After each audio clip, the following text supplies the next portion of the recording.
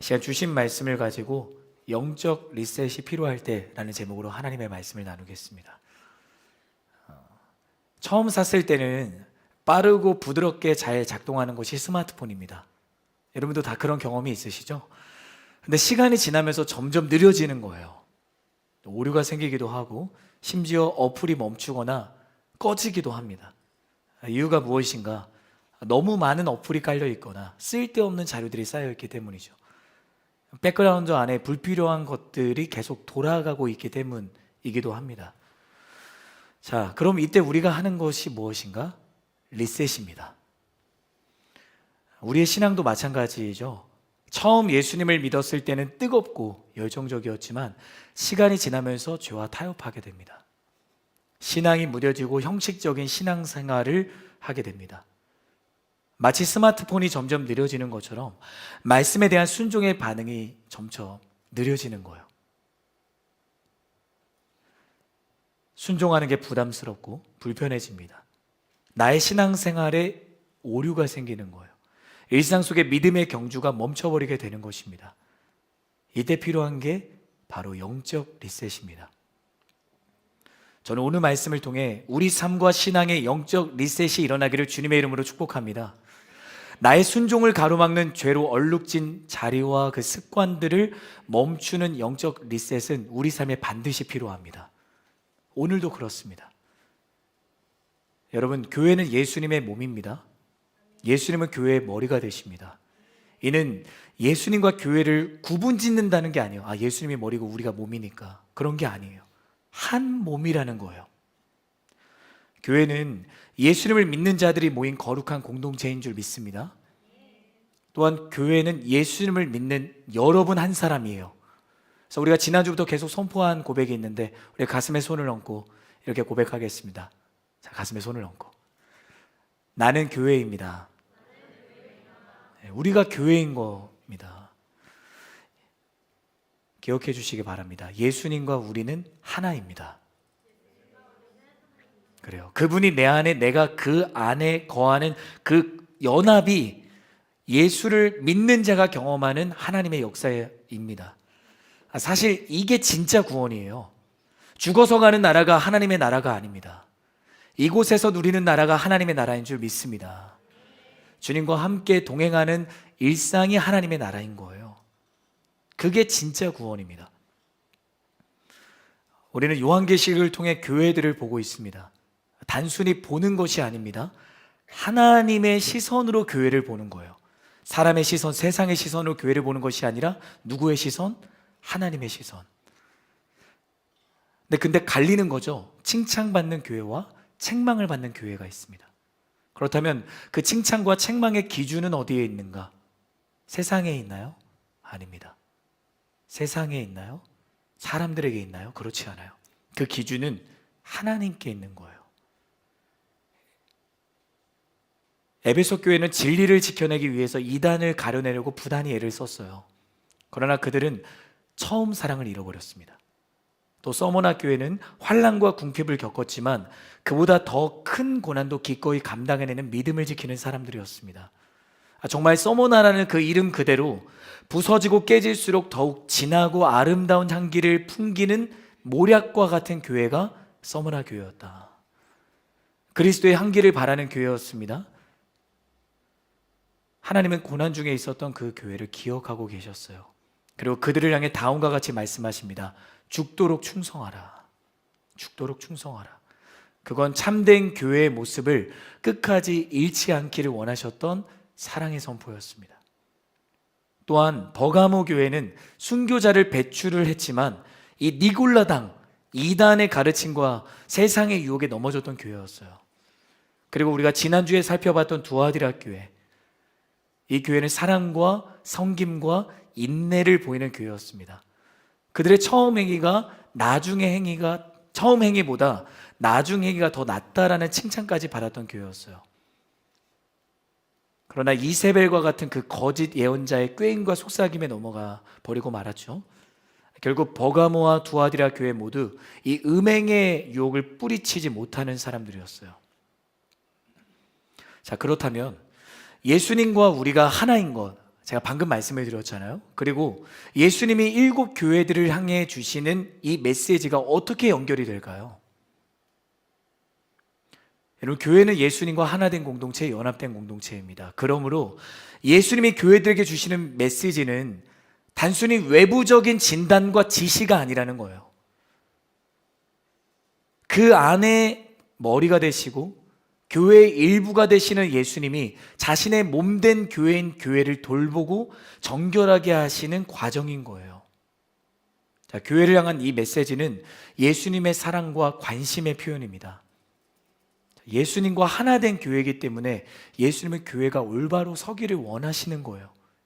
이게 당연한 거죠. 또요, 책망하시고 그 책망을 넘어 다시 회복되도록 인도하시는 것입니다. 교회들을 향한 하나님의 책망 속에서 그럼 우리가 보아야 되는 것은 무엇일까요? 사랑입니다. 사랑. 끝까지 기다리는 사랑입니다. 그들은 자신들의 만족을 위해서 하나님을 포기를 했습니다. 그런데 하나님은 그들을 살리기 위해서 예수님을 포기하는 것을 하신 거예요. 사람은 하나님을 포기했지만 하나님은 사람을 포기하지 않으셨던 거죠. 어떤 상황 속에서도 포기하지 않는 사랑, 신실한 사랑, 바로 그 사랑이 7교회들을 향한 하나님의 책망 속에 담겨져 있는 것입니다. 자, 다시 말해서 요한계시록의 그 7교회의 각각의 영적 상태를 통해 우리가 예수님과 하나 되는 길이 무엇인지를 말씀하고 계시는 거예요. 자, 그분과 하나 된다, 이 예수님과 하나 된다는 것은 첫사랑을 회복하고 믿음을 지키며 충성하고 세속과 타협하지 않는 것입니다. 같이 한번 따라해 볼까요? 첫사랑을 회복하고 믿음을 지키며 충성하고 세속과 타협하지 않는 것입니다. 그게 우리가 그동안 살펴봤던 내 교회를 향한 말씀인 거예요. 이해가 되시나요? 그 내 교회를 향한 말씀이 우리를 향한 말씀인 거예요. 자, 주님이 말씀하십니다. 회개하라. 처음 행위를 기억하고 그 자리로 다시 돌이키라. 이것은 교회들을 향한 예수님의 영적 리셋의 선포인 거예요. 사랑하는 여러분, 신앙의 길에서는 항상 리셋이 가능합니다. 그만큼 주님이 항상 회개의 기회를 주신다는 거예요. 어떤 학생이 시험을 보는데 실수를 해서 답을 잘못 적은 거예요. 그런데 선생님이 다가와서 이렇게 말씀하시는 거죠. 괜찮아, 네가 고칠 수 있도록 내가 지우개를 줄게. 그 지우개를 건네받은 학생이 선생님이 준 지우개로 틀린 답을 지우고 다시 답을 쓸 수 있었다고 합니다. 우리의 인생도 이와 같죠. 우리도 매일 크고 작은 실수를 하는 연약한 존재입니다. 죄를 짓습니다. 그러나 하나님은 우리를 정죄하시기보다 회개의 기회를 주시는 사랑의 하나님이십니다. 우리는 죄를 짓지만 하나님은 우리가 돌아오기만 하면 기회를 주시는 거예요. 그러면서 우리에게 이렇게 말씀하시는 거죠. 다시 시작할 수 있어. 저는 이 예배의 자리가 여러분이 하나님 앞에 다시 시작하는 자리가 되기를 주님의 이름으로 축복합니다. 우리에게 영적인 지우개를 주시는 거예요. 그게 회개입니다. 하나님은 우리에게 다시 시작할 기회를 주시는 분이다. 자, 따라해 볼까요? 하나님은 우리에게 다시 시작할 기회를 주시는 분입니다. 오늘 우리가 살펴보게 될 5번째 교회가 어디일까요? 바로 사대교회입니다. 사대교회.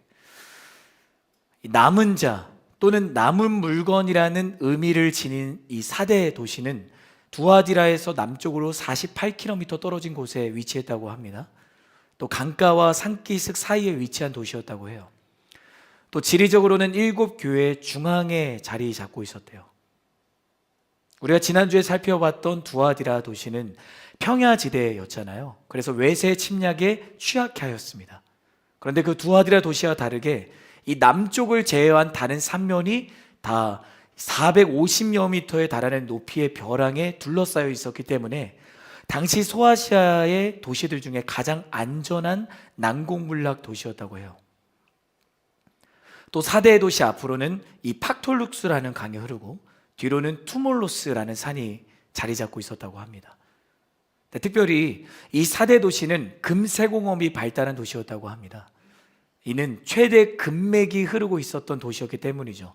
근데 그 금맥이 어디에 흐르고 있었던 거예요? 바로 팍툴루스 강. 그래서 이 강에서 사금이 발견되었다고 해요. 그렇게 채취한 금 덕분에 사대 도시는 경제적으로 부유했고 화려함으로 가득했다고 합니다. 우리가 이 배경을 가지고 오늘 본문 1절로 들어가 보도록 하겠습니다. 자, 1절 말씀 우리 한 번 더 읽도록 하겠습니다. 시작. 너는 사대교회 사자에게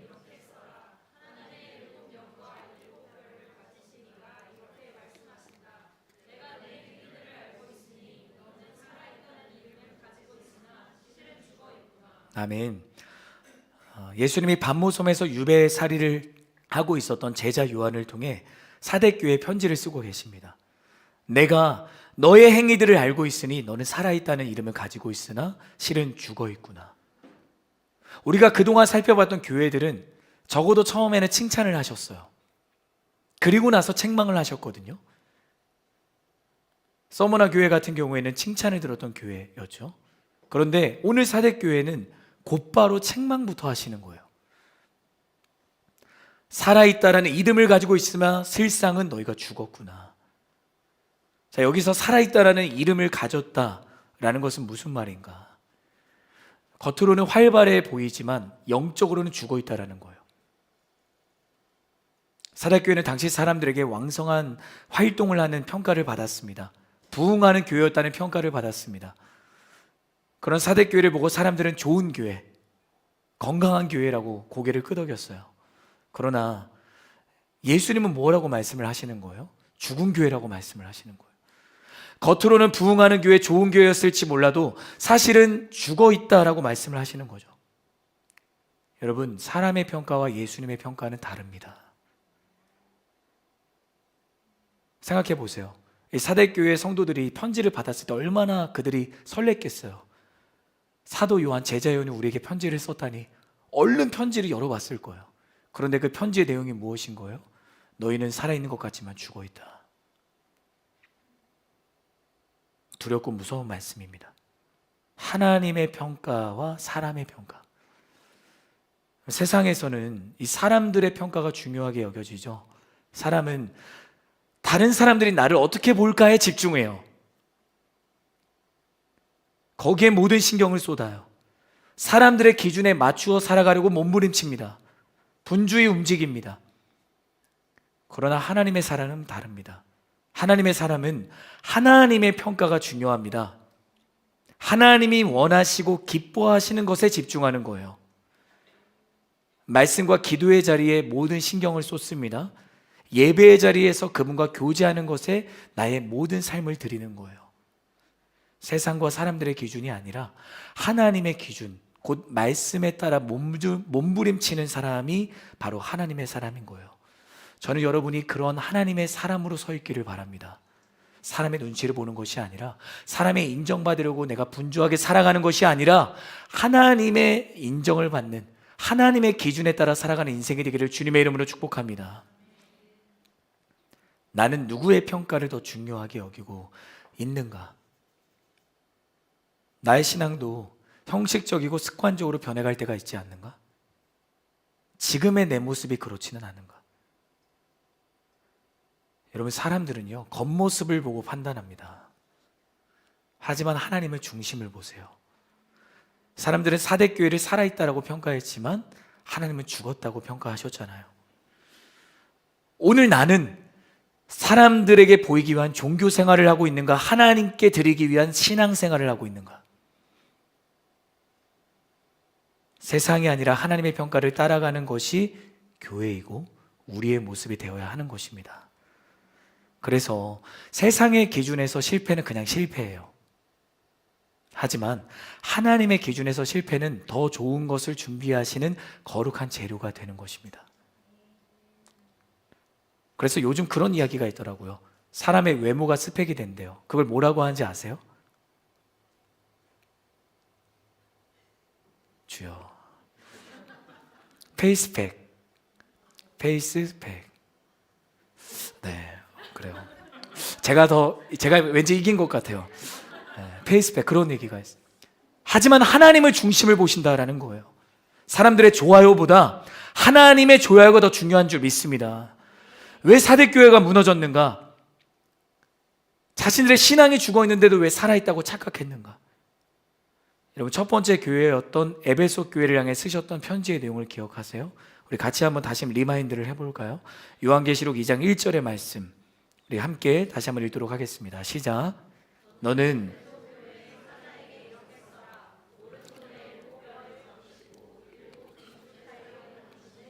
이렇게 말씀하신다. 아멘. 여러분, 교회를 붙드시는 분은 예수님입니다. 예수님이 붙드실 때 교회가 진짜 교회일 수 있습니다. 예수님이 교회를 운행하셔야 살아있는 교회일 수 있습니다. 그런데 지금 사대교회는 예수님이 아니라 물질의 부요함이 교회를 붙들고 있는 거예요. 도시의 환호함에 물들어 교회의 머리가 예수님이 아닌 사람이 되어버리고 만 거예요. 그게 그들의 눈을 가리고 귀를 덮어버린 거예요. 저는 여러분이 사대교회를 향한 이 책망의 메시지를 나의 신앙의 현주소를 재점검하는 바로미터로 삼기를 주님의 이름으로 축복합니다. 세상의 평가에서 벗어나서 하나님의 기준을 붙잡는 인생이 되기를 바랍니다. 하나님께 평가받는 거, 하나님께 인정받는 것이 더 중요한 거예요. 하지만 그분은 우리의 중심을 보신다라는 거죠. 예수님은 죽은 자같이 되어버린 사대교회를 향해 이렇게 말씀하십니다. 오늘 본문 2절과 3절의 말씀 함께 읽도록 하겠습니다. 시작. 너는 굳건히 하여라. 나는 내 행위들이 하나님 앞에 온전케 된 것을 찾지 못했다. 그러므로 너는 어떻게 받고 들었는지 기억해 순종하고 회개하여라. 만일 내가 깨어있지 않으면 내가 도둑같이 올 것이니 내가 어느 때 내게 올지 내가 결코 알지 못할 것이다. 아멘. 사대교회를 향해 무엇라고 말씀을 하시는 거예요? 깨어있으라. 깨어있으라. 깨어있으라는 것은 잠들어 있다는 거예요. 그러니 깨어 일어나서 아직 죽지 않은 남은 것을 굳건히 하라고 주님이 말씀을 하시는 거죠. 그대로 잠들어 남은 것을 가만히 보면 어떻게 될까요? 똑같이 죽는 거예요. 여러분, 살기 위해서는 깨어나야 합니다. 영적으로 무뎌진 신앙, 잠든 신앙, 그건 하나님과의 첫사랑이 식어버린 신앙이에요. 예배와 기도가 형식적이 되어버린 거예요. 죄를 지어도 죄책감이 없고 세상과 타협하는 것이 너무나도 자연스럽고, 그것이 사대교회가 행했던 잠든 신앙의 모습이었다라는 것이에요. 왜 우리는 영적으로 잠들게 되는가? 바쁜 삶과 피곤함이 영적인 게으름으로 이어지기 때문입니다. 여러분, 바쁘세요? 분주하세요? 하지만 하나님과 교제하는 것을 게을리지 않는 사람이 되기를 바라요. 세상과의 타협, 그것을 끊어내는 여러분이 되기를 바라요. 작은 죄에 익숙해지면 안 되는 거죠. 죄를 방치하면 점점 영적으로 무감각해지는 거예요. 그러면서 주님이 이렇게 말씀을 하시는 거예요. 나는 너의 행위들이 하나님 앞에 온전케 된 것을 찾지 못했다. 수많은 행위들을 했지만 하나님 앞에 온전케 된 것을 나는 찾을 수가 없다라고 이야기를 하시는 거예요. 이게 무슨 말이에요? 나는 너의 행위들을 모른다. 나는 너의 찬양을 몰라. 나는 너의 기도를 몰라. 나는 너의 예배하는 것을 몰라. 여러분, 이게 얼마나 두렵고 얼마나 무서운 말씀이에요. 분명 열심을 냈을 거예요. 자신들은 이렇게 기도하는 것이 맞다고 생각했을 거죠. 이렇게 찬양하고 예배하는 것이 하나님이 받으실 거라고 생각을 했을 거예요. 그런데 하나님 뭐라고 말씀하시는 거예요? 모른다. 방향이 틀렸기 때문입니다. 그들이 하나님의 말씀을 기준 삼은 것이 아니라 자기 경험과 잣대, 자기 판단의 기준을 두고 있었기 때문이에요. 여러분, 예수님과 교제하고 배우고 그분을 닮아가는 자리는 오직 말씀의 자리입니다. 오직 기도의 자리입니다.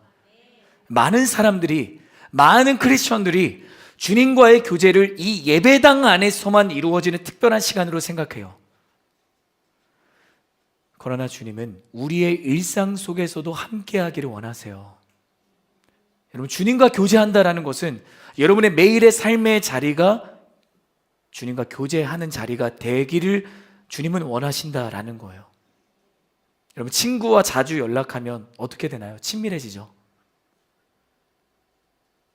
예수님과 친해지기를 원하십니까? 여러분, 예수님과 친해지기를 원하세요? 그럼 주님과 대화하세요. 삶의 순간순간마다 주님을 기억하기를 예수님의 이름으로 축복합니다. 아침에 일어나면서 그렇게 주님과 대화하는 거죠. 주님, 오늘도 함께 해주세요. 일터에서 업무 시작하면서 주님, 이 순간에도 저와 함께 해주세요. 어려운 순간에 주님 어떻게 해야 될까요? 발을 접지르는 그 순간에 주님, 제가 이렇게 절뚝거리는데 지체들의 마음을 시험 들게 하면 어떻게 합니까? 돌아오는 목요일에 캄보디아는 가야 되는데. 그때 예수님이 이렇게 말씀하시죠. 그래도 함께 나아갈 때 내가 너를 지킨다. 그러니 뭐 더 이상 예수님 앞에서 할 수 있는 게 없는 거예요. 근데 신기한 거는 오늘 이렇게 예배하면서 찬양하고 말씀을 전하다 보니까 발이 괜찮아지는 것 같아요. 네. 네. 죄송합니다. 그렇게 해야 되는 거예요.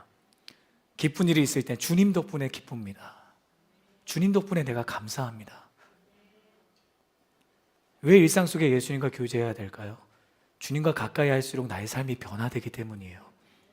어려운 순간에도 주님을 의지할수록 나의 믿음이 성숙해져 가기 때문입니다. 하나님을 언제나 경험할 수 있기 때문이에요. 저는 오늘 여러분이 서 있는 자리가 주님과 교제하는 자리가 되기를 바랍니다. 오늘만이 아니라 여러분의 매일의 일상 속에 주님을 닮아가는 자리가 반드시 있기를 예수님의 이름으로 축복합니다. 주님과 함께하는 삶이 최고의 삶입니다. 일상 속에서 주님과 교제하는 것이 저는 특별한 어떤 자리, 특별한 시간, 거기에서만 내가 교제하는 것이 아니라 여러분의 매일의 순간, 그 작은 일상이 주님과 교제하는 자리가 되기를 바라요. 그러니까 주어진 오늘 이 시간부터 여러분이 주님과 대화를 다시 시작해 보는 거예요. 자, 서로를 바라보며 이렇게 말해 줍시다. 서로를 바라보면서 바라봐 주세요. 예수님과 대화합시다. 자, 한 번 더 말해 주십시다. 사단은 수신 거부합시다. 네. 자, 오늘부터 우리 수신 거부하는 거예요. 사단은 너가 아무리 전화해봐라 우리가 받나. 사단은 우리를 넘어뜨릴 수가 없는 거예요. 주님과 교제하는 자리가 무너졌기 때문에 지금 사대교회가 하는 행위들을 하나님이 모르신다라는 거 하는 거예요. 자, 그렇게 죄로 인해 영적으로 잠들어 있던 사대교회를 향해 주님은 깨어서 남아있는 그 믿음의 구루터기를 지키고 굳건히 하라고 말씀을 하십니다. 어떻게 지킬 수 있는가? 기억하는 겁니다. 자, 따라해 봅시다. 기억하는 겁니다. 무엇을 기억하는 거예요? 말씀을 기억하는 거예요. 그리고 순종하고 회개하라고 주님이 말씀하시는 겁니다. 사랑하는 여러분, 크리스천에게 있어서 말씀을 기억하는 것은 중요합니다. 왜 중요할까요? 성경을 읽고 듣지만 말씀을 기억하지 않는다면 삶에 아무런 변화가 없기 때문입니다. 말씀을 단순히 듣는 것에서 끝나서는 안 됩니다. 말씀을 기억할 때 그 말씀이 삶의 기초가 되고 영적인 기준이 되는 것입니다. 이것도 따라해 주시기 바랍니다. 말씀을 기억할 때 그 말씀이 삶의 기초가 되고 영적인 기준이 되는 것입니다. 세상은 끊임없이 여러분의 가치관을 뒤흔들어 놓을 거예요. 이 정도는 괜찮아. 다들 그렇게 사는데 왜 너만 다르게 살아? 왜 너만 그렇게 불편하게 살아? 그냥 너가 하고 싶은 대로 해. 그래도 괜찮아. 사단은 그렇게 우리를 속삭이는 거예요. 말씀이 내 안에 없으면 우리는 본물처럼 세상 가운데 무섭게 쏟아져 내려오는 죄의 물살에 휩쓸리게 되는 거예요. 말씀이 기억나야 휩쓸리지 않습니다. 말씀이 기억나야 여러분의 일상이 예배가 되는 것입니다. 하나님의 뜻이 무엇인지를 분별할 수 있는 것입니다. 여러분, 예수님이 광야에서 사단의 시험을 받으셨을 때 어떻게 반응하셨어요? 말씀으로 이기셨습니다. 예수님은 죄의 유혹을 받을 때 사람의 간정이나 논리로 대응하지 않으셨어요. 말씀을 기억하고 그 말씀을 선포하셨습니다. 우리도 그래야 되는 거예요. 우리도 유혹과 어려움 속에서도 믿음을 지키고 승리하려면 예수님처럼 말씀이 내 마음에 새겨져 있어야 되는 거예요. 실패할 때, 사람들에게 상처받을 때, 고난이 닥칠 때, 어려움에 처할 때, 외로움과 낙심이 있을 때, 그때 우리를 붙들어주고 우리를 살리는 것은 오직 말씀입니다. 저는 여러분이 사대 교회와 같은 그 영적인 무감각의 자리로부터 다시 깨어나기를 바랍니다. 신앙은요, 한순간 방심하면 어떻게 되는 거예요? 무너지는 거예요.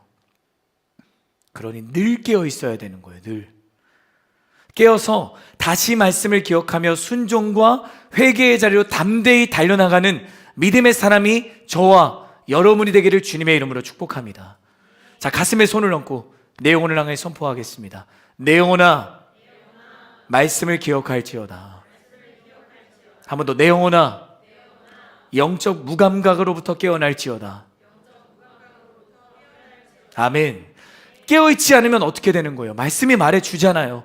만일 너가 깨어있지 않으면 내가 도둑같이 올 거다. 그러나 그때를 너는 결코 알지 못할 것이다. 여러분 기억해 주시기 바랍니다. 예수님 다시 오십니다. 예수님 다시 오십니다. 약속하셨기 때문에 분명히 다시 오십니다. 지금은 안개가 있는 듯 그때가 희미해 보여도 다시 오신다는 약속의 말씀을 신뢰하는 사람은 이 땅에서 하나님의 나라를 경험하는 거예요. 어떤 상황 속에서도 소망을 잃지 않아요. 인생의 고난과 아픔은 누구에게나 있어요. 여러분, 상처는 누구에게나 찾아와요. 그러나 우리는 주님이 다시 오셔서 모든 것을 회복하실 것이라는 믿음을 가진 사람들입니다. 주님이 다시 오신다는 소망은요, 우리가 오늘을 살아가는 힘과 이유가 되는 거예요. 예수님이 오시는 그때는 누구도 알지 못합니다. 앞으로 당길 수도 없고 뒤로 연기할 수도 없습니다. 그럼 다시 오실 주님을 기다리는 우리는 어떻게 살아가야 될까요? 준비되어 있어야 돼요. 여러분 준비되기를 바랍니다. 세상의 소금, 세상 속에서 빛과 소금으로 그분의 사랑을 전하는 자로 준비되기를 바랍니다. 하나님의 뜻을 따라 깨어있기를 바랍니다. 죄에 대해 민감히 반응하기를 바랍니다. 죄를 멀리하기를 바랍니다. 예배를 사수하기를 바랍니다. 그럴 때 우리는 이 사대 도시와 같은 세상 속에서도 믿음을 지키며 승리하는 자로 서 있을 수 있는 거예요. 그렇게 예수님은 사대교회를 책망하시며 회개할 것을 촉구하십니다. 그럼 하나님이 보실 때 사대교회는 죄의 어둠 안에만 갇혀 있을 뿐인가? 그들을 책망하셨으니 그들은 절망밖에 없는 것인가? 그렇게 새드 엔딩인가? 그렇지 않아요. 우리 주님은요, 남은 자를 주목하세요. 남은 자. 우리 4절부터 마지막 6절까지의 말씀 우리 함께 읽도록 하겠습니다. 시작. 그러나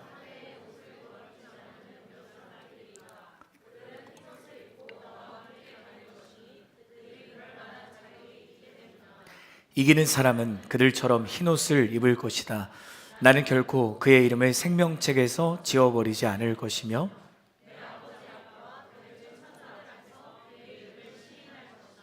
귀 있는 사람은 성령이 교회들에게 하시는 말씀을 들어라. 아멘. 뭐라고 말씀을 하시는 거예요? 사대교회에 옷을 더럽히지 않은 사람들이 여전히 있다라고 말씀하시는 거예요. 헛된 것을 붙들고 살아가다가 자기 옷을 더럽힌 그 사람들 속에서도 믿음을 지킨 사람들이 남아있다라고 이야기를 하시는 거예요. 그리고 그 남은 자들, 순종의 몸부림을 멈추지 않는 자들을 주님이 주목하고 계신다라는 거예요. 기억하고 계신다는 거예요. 그때 주님이 그런 약속의 말씀을 주시는 거죠. 그렇게 남아있는 자들이 흰옷을 입게 될 것이다. 흰옷이란 무엇인가? 깨끗하고 거룩한 옷을 말하는 거예요. 예수님의 십자가의 사랑으로 구원받는 사람들이 누리는 은혜를 가리킨다라는 거예요. 여러분 기억해 주시기 바랍니다. 우리는요, 우리의 힘과 능력으로 깨끗해질 수 없는 사람들입니다. 우리의 노력으로 거룩해질 수 없어요. 그 누구도 자신을 스스로 구원할 수 있는 사람은 없어요. 오직 예수님을 믿는 자만이 구원을 받습니다. 오직 예수님의 이름을 부르는 사람만이 그를 깨끗하고 거룩하게 하시는 하나님의 자녀가 되는 것이에요. 이 사대교회 안에 믿음을 지킨 남은 자들이 받는 놀라운 축복은 무엇인가? 따라합시다. 나와 함께 다닐 것이다. 예수님과 함께 다니는 동행의 축복이 너에게 있을 것이다 라고 주님이 선포하시는 거예요. 여러분, 청년의 때는 삶의 목적과 의미를 찾는 과정이잖아요. 많은 청년들이 인생의 의미와 목표를 고민하며 살아갑니다. 그런데요, 예수님과 동행할 때 우리는 세상의 기준과는 상관없이 진정한 삶의 목적을 발견할 수 있는 것입니다. 예수님을 따르는 사람은 하나님의 부르심을 알게 됩니다. 나를 살아가게 하시는 삶의 목적을 발견하게 되고요, 주님 주시는 사명을 발견하게 되는 거예요. 참된 신앙생활은 주님과 동행하는 것입니다. 때로 변하지 않는 것처럼 보이는 현실과 삶의 문제들은 우리가 그분과 동행하는 것을 버겁게 느끼게 만듭니다.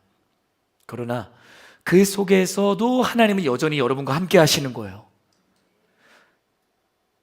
내가 상처 속에 있는 그 가운데서도 주님은 여러분을 붙드시는 줄 믿습니다. 기도의 자리부터 멀리 도망가고 찬양과 예배의 기쁨을 잃어버리는 그 순간에도 주님은 여러분을 지키시는 줄 믿습니다. 그게 주님의 동행하심인 거예요. 내가 믿음으로 우뚝 서 있을 때만 주님이 나와 함께 하시는 것이 아니라 내가 연약하고 흔들리는 그 가운데서 주님은 나를 지키고 계신다고요. 당신이 혼자 지고 가는 그 짐 함께 지기를 원하시는 분이 여러분의 주님이십니다. 아니요, 대신 지기를 원하시는 거예요. 우리가 버거운 삶을 살고 있을 때 예수님은 그 짐을 대신 지시고 우리에게 샬롬의 은혜를 허락하여 주시는 줄 믿습니다. 예수님과 동행하는 삶, 그러니 우리는 혼자가 아닌 거죠. 그분과 함께 걸어가는 길이기 때문에 더 이상 모든 것을 혼자 지고 가는 것이 아닌 겁니다. 사대교회 안에 믿음을 지키며 서 있던 이들도 하나님 앞에서는 여전히 약하고 여전히 부족한 존재였어요. 분명히 사대교회 그 안에 대부분의 그 크리스천들이 도시의 화려함과 자신들의 기준과 경험치를 따라 살아가는 그 모습을 보면서 그들도 마음을 잡지 못하고 하나님께 그 시선을 향하지 못하는 순간들도 있었을 거예요. 그러나 주님은 그럼에도 그들의 그 작은 순종과 몸부림을 기억하고 계셨고 여전히 연약하고 부족하지만 너희는 나와 함께할 자격이 있다라고 말씀을 하시는 거예요. 여러분, 이것이 여러분을 사랑하시는 하나님의 선포입니다. 주님은요, 이기는 사람은 그들처럼 흰옷을 입게 될 것이라고 말씀을 하세요. 사대교회 안에 많은 크리스천들이 겉으로는 살아있는 것 같았지만 그 중심은 죽어 있었잖아요. 영적으로 무감각해져 있었잖아요. 껍데기만 있는 형식적인 신앙에 갇혀 있었고 하나님과의 관계가 무너져 있었어요. 말씀을 기억하지 않은 삶이었어요. 말씀 없는 방황한 인생으로 살아가고 있어서. 하지만 주님은 이렇게 말씀하시는 거예요. 너희도 이 남은 자들처럼 이기는 사람이 되라. 너희도 그만 그 방황하는 자리에서 나와서 이기는 사람이 되라. 죄에게 더 이상 지지 말고 믿음으로 이기는 사람이 되라. 이렇게 말씀을 하시는 거예요.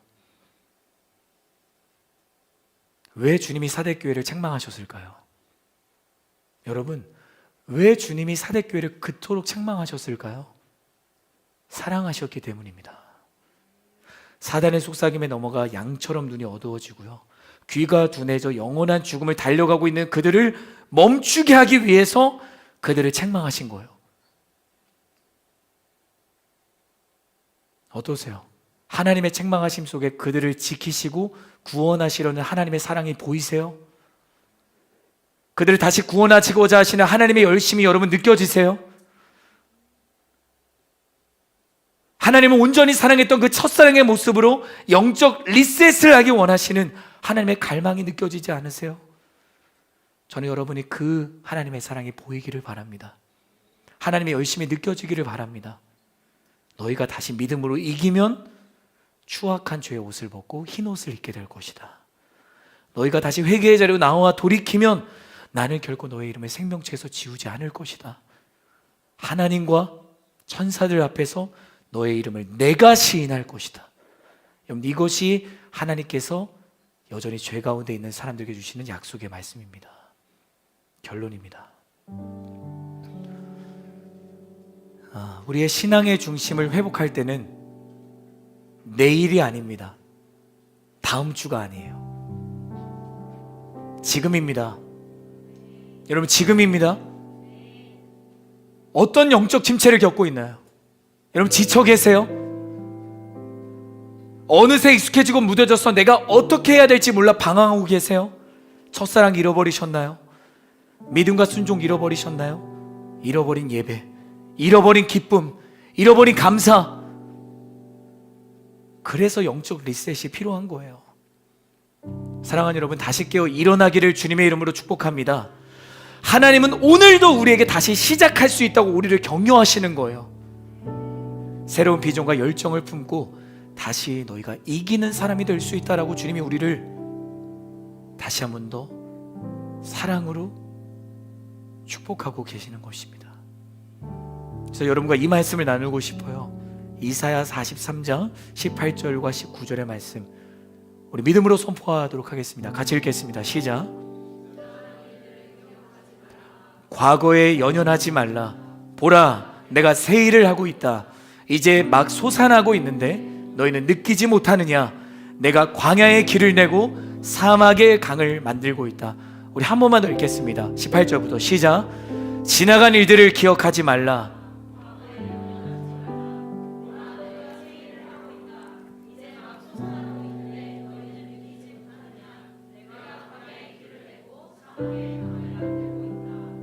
아멘. 여러분, 지나간 일들을 기억하지 말고 과거에 연연하지 말고 지금 살아나기를 예수님의 이름으로 축복합니다. 지금 영적 리셋하기를 축복합니다. 지금 살아나면 되는 거예요. 지금 다시 주님을 찬양하면 되는 거예요. 하나님은 언제든지 우리 삶의 새 일을 시작하실 준비가 되어 계세요. 지금이 하나님과의 관계를 새롭게 해야 될 때인 줄 믿습니다. 지금이 하나님이 내 인생의 참 주인이심을 인정하는 때가 되기를 바랍니다. 지금 여러분의 그 무거운 짐 내려놓으세요. 내려놓으세요. 하나님께 드리세요. 바로 영적 리셋을 통해 믿음으로 승리하는 사람, 그 사람이 저와 여러분이 되기를 예수님의 이름으로 축복합니다. 승리하는 자가 될지어다. 이기는 자가 될지어다. 영적 리셋하는 자가 될지어다. 그 소망하는 자들마다 우리 다 함께 일어나셔서 우리 아까 마지막으로 찬양해야 했던 회개라는 찬양, 우리 주님 앞에 찬양하며 우리의 고백을 드리며 나아가기를 원합니다.